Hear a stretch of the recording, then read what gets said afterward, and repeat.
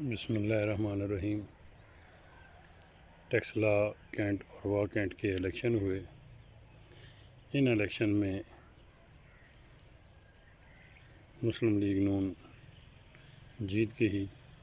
Kent میں مسلم league نون نے 8 سیٹیں لی اور ٹیکسلا کینٹ میں 3 سیٹیں۔ دونوں میں وہ مقامی حکومتی بنانے کی پوزیشن میں آ گئیں۔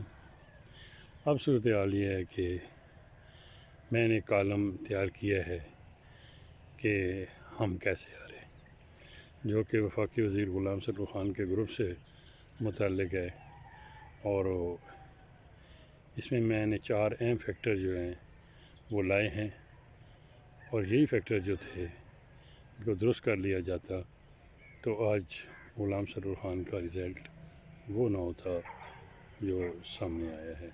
شکریہ جی۔